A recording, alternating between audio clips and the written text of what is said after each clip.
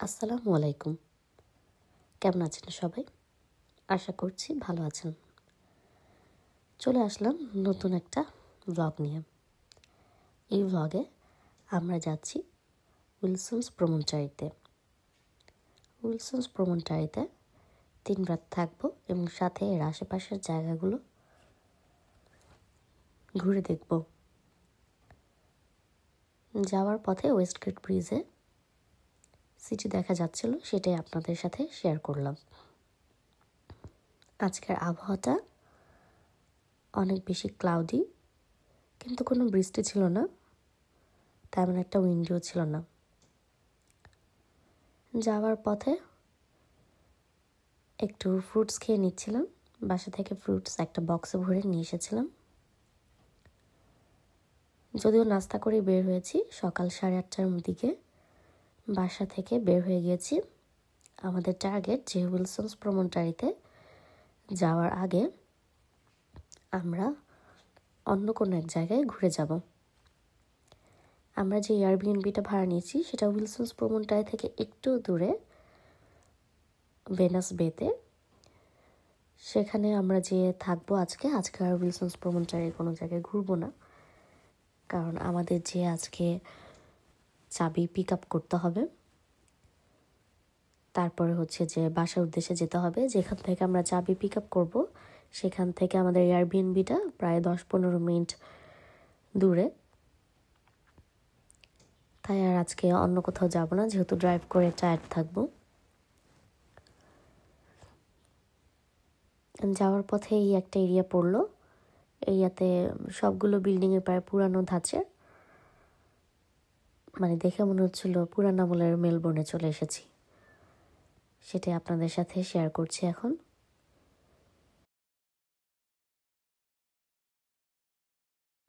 Weather যদিও একটু cloudy, তারপরও চারপাশের পরিবেশ দেখতে বেশ ভালো লাগছিল।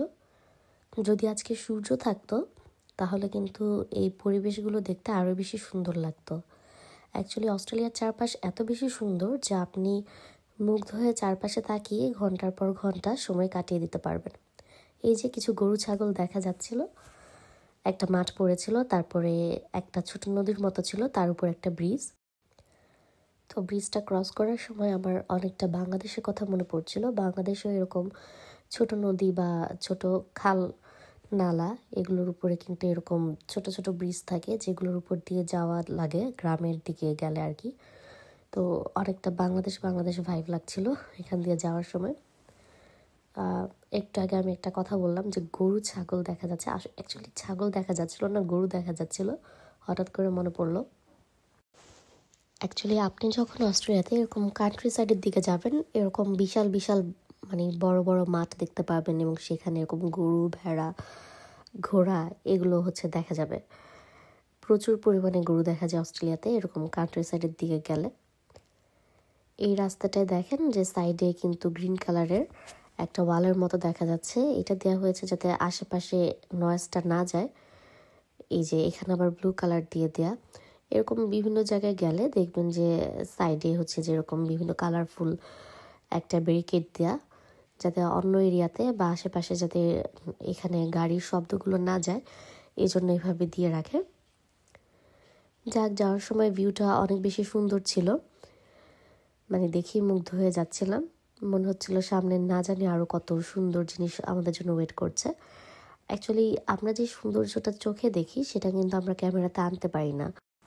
অ্যাকচুয়ালি আল্লাহ তাআলা আমাদের যে ক্ষমতাটা দিয়েছে দেখার, আমরা যতটা সুন্দরভাবে জিনিসগুলো দেখি বা যতটা বিস্তৃত থাকে আমাদের দেখাটা, এটা কিন্তু আসলে ক্যামেরাতে কোনোভাবেই আনা সম্ভব নয়, সেটা আপনি যে ক্যামেরায় ব্যবহার করেন।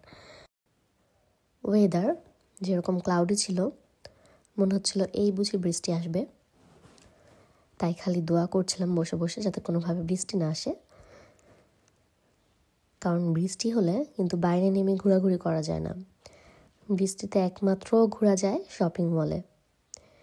এরকম বাইরে নেমে ঘোরাঘুরির মতো অবস্থা থাকে না। যদি বৃষ্টি হয় তাহলে যে 3 দিন উইলসন্স প্রমনটারিতে আছি সেই 3 দিনের ঘোরাঘুরি আমাদের মাটি হয়ে যাবে, এবং আজকে যেখানে যাচ্ছি সেখানেও ঘুরতে পারবো না। অ্যাকচুয়ালি এরকম যদি ক্লাউডি থাকে বা উইন্ডি থাকে বা শীত বেশি থাকে, তাও দেখা যায় যে বের হয়ে ঘোরা যায়। মানে সব প্রতিকূল পরিবেশেই ঘোরা যায়, শুধুমাত্র বৃষ্টি ঝড় এরকম পরিবেশ ছাড়া। আর অস্ট্রেলিয়া তো অ্যাকচুয়ালি শীতেরই দেশ, শীত বেশি হোক কম হোক তাও মাঝে মধ্যে বের হয়ে ঘুরতে হবে, কিছু করার নেই। সারাদিন তো অ্যাকচুয়ালি ঘরে বসে থাকলে একটা মনোটোনাস ভাব চলে আসে, তাই মাঝে মধ্যে এভাবে ঘুরতে যেতে ভালো লাগে। আর এখানে ঘোরার মতো এত জায়গা আছে, মানে আমার কাছে মনে হচ্ছে যে আমি আমার সারা জীবন ভরে ঘুরলেও মানে ঘোরার প্লেসগুলো আমি শেষ করতে পারবো না, শুধুমাত্র একটা কান্ট্রি। এই যে একটু পরপরই আমাদের সামনে এরকম সিনারি আসছিল যে অনেক বড় বিশাল বিশাল মাঠ, সেই মাঠে ফার্মাররা তাদের গরু ছেড়ে দিয়েছে। তো আমরা কিন্তু অলরেডি পাহাড়ের উপর উঠে গিয়েছি এবং কেবল কার দেখা যাচ্ছে, খুব এক্সাইটেড ফিল হচ্ছিল। আর এই পাহাড়ি রাস্তা ধরে ধরে যাওয়াটা কিন্তু ভয়ঙ্কর রকমের সুন্দর, এক্সপিরিয়েন্সও মানে অন্যরকম। আপনি একটা বাঁক ঘুরবেন, দেখবেন যে আপনার সামনে আবার আরেকটা বাঁক এসে হাজির, মানে একদমই আঁকা বাঁকা রাস্তা, কিন্তু খুবই চারপাশ খুবই সুন্দর, কিন্তু ড্রাইভিংয়ের অভিজ্ঞতা আবার ভয়ঙ্কর। যাকে কেবল কার দেখতে দেখতে যাচ্ছিলাম, ভালোই লাগছিল, খুব এক্সাইটেড ফিল হচ্ছিল। আর এখানে কিন্তু দুইটা স্টেশন আছে, একটা উপরে আর একটা একটু নিচে। তো আপনি চাইলে নিচ থেকে উপরে যেয়ে আবার উপর থেকে নিচে ব্যাক করতে পারেন। আরেকটা স্টেশন হচ্ছে উপরে থেকে আপনি উঠে উপর থেকে নিচে নামবেন, আবার নিচ থেকে উপরে উঠে আসবেন। তা আমরা হচ্ছে উপরের স্টেশনটাই যাচ্ছি। ওইখান থেকে হচ্ছে যে আমরা দুইটা ভিউ একসঙ্গে খুব সুন্দরভাবে দেখতে পারবো, এক পাশে সমুদ্র আরেক পাশে পাহাড়। অনেকে কিন্তু এরকম পাহাড়ে এই যে শখ করে সাইক্লিং করতে আসে। পাহাড়ের উপরে সাইক্লিং করে ওঠা বেশ কষ্টকরই বটে, কিন্তু নামার সময় কিন্তু অনেক দ্রুত তারা নেমে যেতে পারে। এটা একটা অন্যরকম অভিজ্ঞতা আসলে। আমি কখনো করিনি, আমার ভয়ই লাগে দেখলে। আমার কাছে মনে হয় যে পিছন থেকে কোনো একটা গাড়ি এসে মেরে দিল।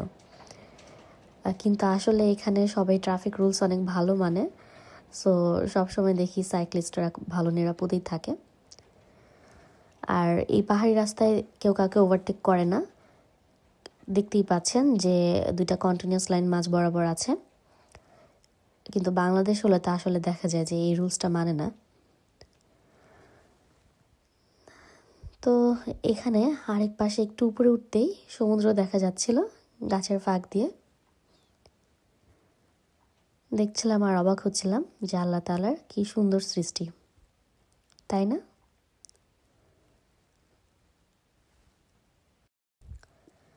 পাহাড়ে ওঠার পথ মনে হচ্ছিল যেন শেষই হচ্ছে না, কিন্তু আসলে খারাপ লাগছিল না।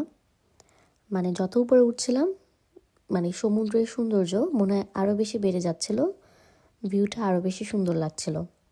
এখানে কয়েকটা লুকআউট পয়েন্ট আছে, এই যে অনেকে গাড়ি থামিয়ে এই বিভিন্ন লুকআউট পয়েন্ট থেকে সমুদ্রটাকে উপভোগ করছিল উঁচু থেকে।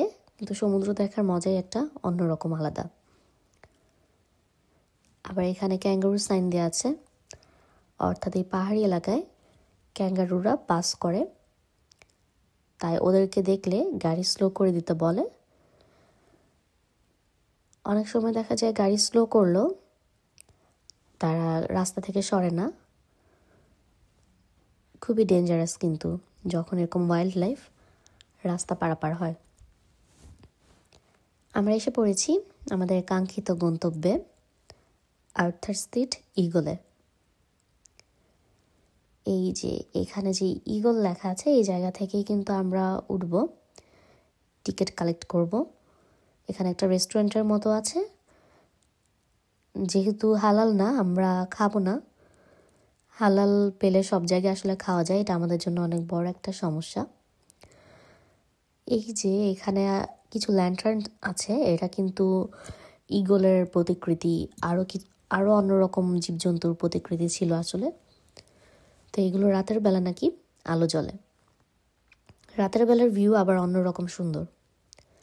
আমরা কার থেকে নেমে গেলাম, এখানে দাঁড়িয়ে কেবল কার এবং সমুদ্র দুইটাই অনেক সুন্দরভাবে দেখা যাচ্ছিল।